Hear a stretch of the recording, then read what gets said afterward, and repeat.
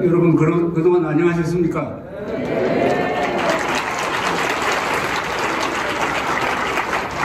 제가 광화문에서 마이크 잡으면 항상 이런 이야기 했습니다. 여기가 지금 세계에서 가장 큰 교회일 뿐만 아니라 세계에서 가장 큰 학교고 세계에서 가장 큰 충전소다.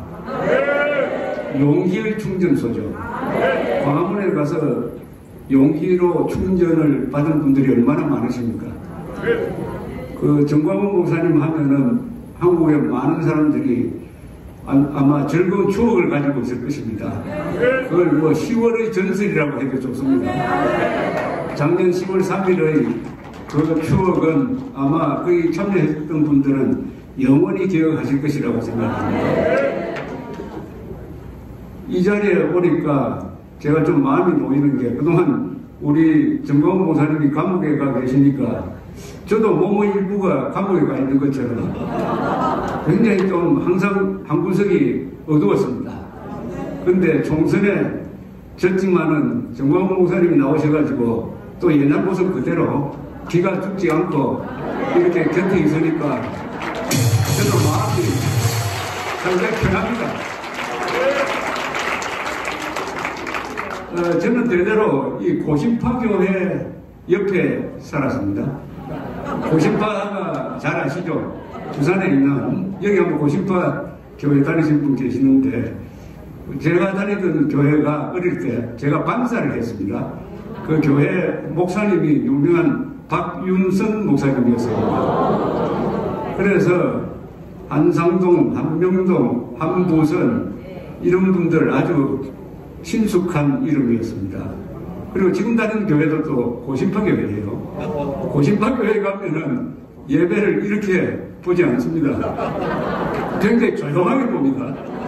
우리 새로운 목사님이 한번 바꿔보려고 찬송가 부를 때 박수 치자 했더니 몇 주 박수 치다가 안 쳐요. 그런데 여기 오면 항상 이렇게 힘이 나고 특히 정광훈 목사님의 숨은 매력 중에 하나가 가수 아닙니까? 가수.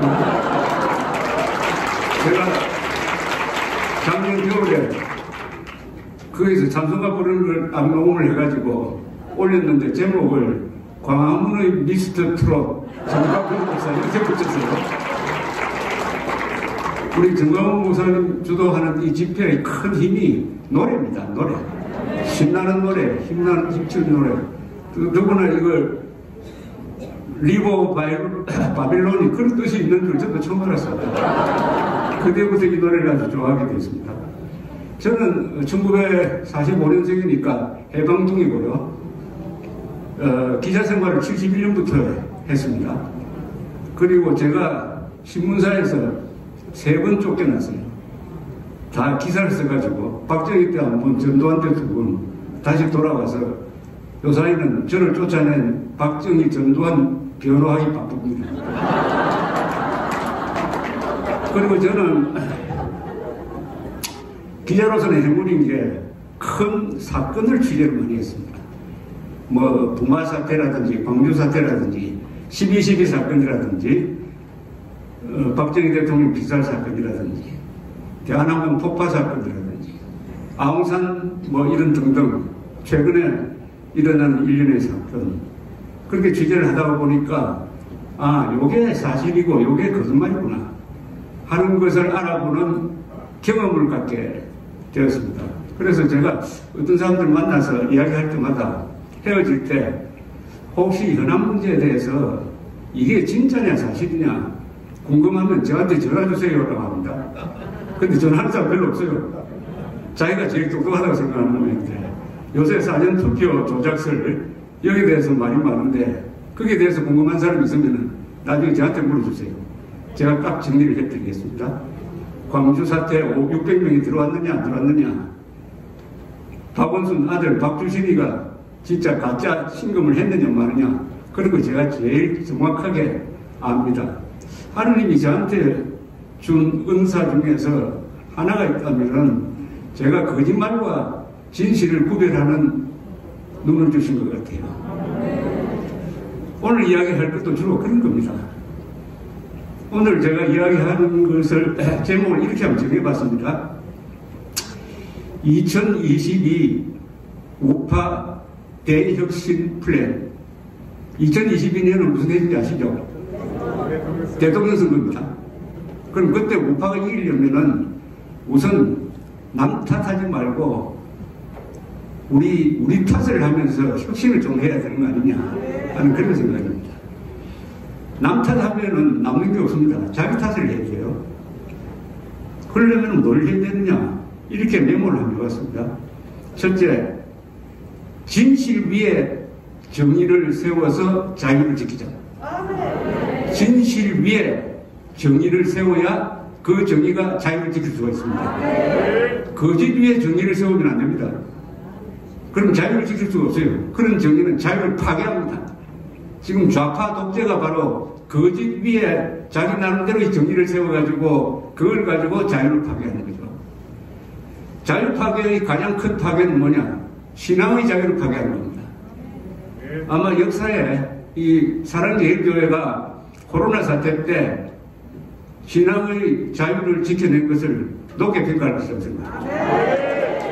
이 기독교가 19세기에 한국에 들어오고 나서 국가 차원에서 교회 예배를 금지시킨 것은 공산치하 때뿐이 아닌가 하는 생각이 드는데요.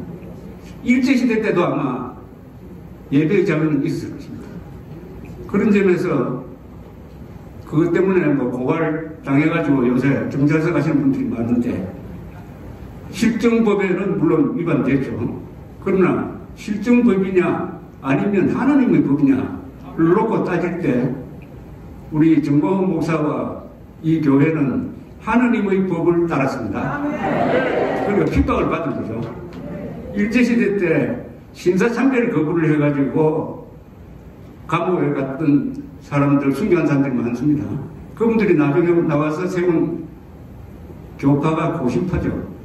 고신파가 중요한 게 일제시대 때 하나님의 명령을 지켜낸 아주 소수 그룹입니다. 그러나 그때 고신파가 없었으면 한국 교회의 정통성은 거기서 끊어지는 겁니다. 이어갔어요. 마찬가지로 사랑제일교회가 신앙의 자유를 지켜냈으므로 한국 교회가 끊어지지 않았다. 그렇게 생각합니다. 그런 점에서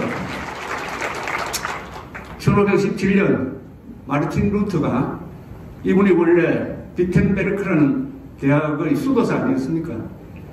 면죄부를 교황이 면죄부를 팔아가지고 성 베드로사원 건축비를 마련하는 걸 보고 화가 나가지고 누구하고 의논도 안 하고 혼자서 긴 글을 썼습니다.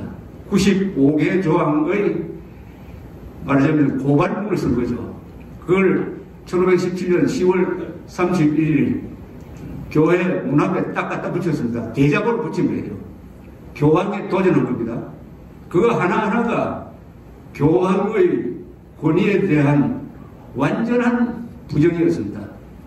99개 중에서 하나만 이야기해도 화형에 대해 처해지는 상황이었습니다. 그것이 바로 종교개혁의 시작이었습니다.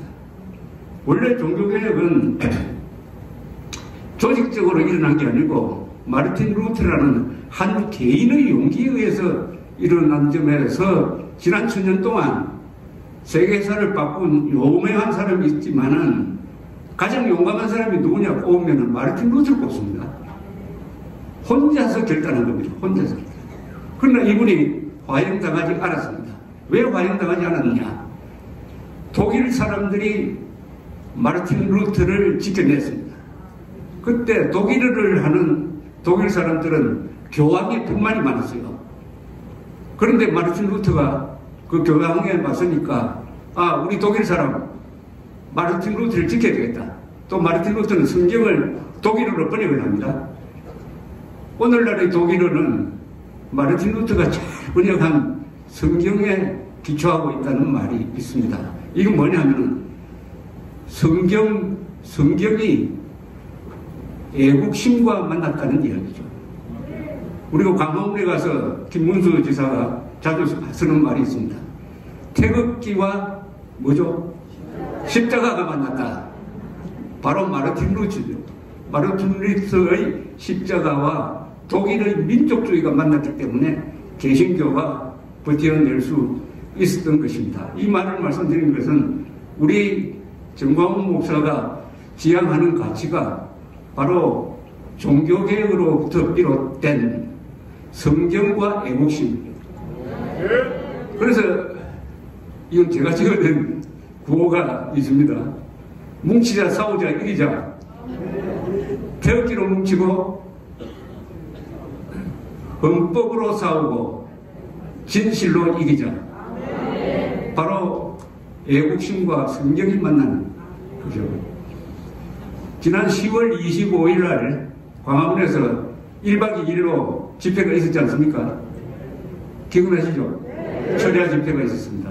그 전에 제가 뭘 메모를 해서 우리 정광훈 목사님께 들었더니 그것을 그때 국민혁명이라는 말을 썼으니까 국민혁명 저는 선언이라고 하자고 했더니 전 목사님이 그건 국민혁명 공약이라고 하는 게 낫겠다 해서 그 집회에서 국민혁명 공약이 채택된 적이 있습니다. 그걸 제가 낭독하는 영광을 누렸는데 이 글을 제가 다시 한번 읽어드리겠습니다. 사실은 이것은 애국 행사를 할 때 맨 앞에 옛날에 5.16 혁명 공약 또는 국민 교육 헌장을 낭독하듯이 낭독했으면 좋겠다 해가지고 쓴 것인데 지금 총선 패배한 이 시점에서 한번 읽어보면은 또 다른 맛이 있을 것이라고 생각합니다. 대한민국 국민은 오늘 주권자 자격으로 헌법 수호를 위한 구국 행동에 나서면서 우리의 뜻을 밝힌다. 문재인 정권은 북한 노동당의 핵무장을 도우면서 국민 보호를 위한 방어망 건설은 포기하고 해구산을 제공하는 한미일 동맹을 훼손, 주권자인 국민을 김정은에게 갖다 바쳐 종로로 시키려 한다. 이에 우리는 헌법의 칼을 떼어들고 한반도의 반역 세력을 일소 자유통일로 나아가는 길을 열기 위한 국민혁명의 행동에 나선다. 1. 우리는 대한민국 헌법의 최고 가치인 자유민주적 기본 질서를 수호하고 공산주의를 반대한다. 2. 우리는 북한 노동당 정권과 촛불혁명 세력을 자유의 적, 헌법의 적, 국민의 적으로 규정한다. 3. 우리는 문재인 정권의 헌법 유린 행위를 정권에 의한 반역으로 간주, 헌법의 권능으로 단죄할 것을 다짐한다. 4. 우리는 국민이 헌법 유린 행위에 저항하고 헌법 수호에 나설 때 정권이 이를 탄압하는 것을 국헌문란의 내란죄로 규정한다. 5. 우리는 국군이 헌법 제5조의 국가안전보장과 국토방위의 신성한 의무를 다할 것을 요구하며 이를 방해하는 세력을 헌법의 적으로 규정을 한다. 6. 우리는 국민이 나라의 진정한 주인이 되는 국민혁명으로 우리의 생명재산 자유를 지켜내고 자유통일을 이룩하여 세계 평화에 이바지함으로써 헌법 제1조의 명령인 한반도 전체의 민주공화국을 완성한다. 7. 태극기로 뭉치고 헌법으로 싸우고 진실로 이기자. 대한민국 만세, 국군 만세, 자유통일 만세. 이렇습니다.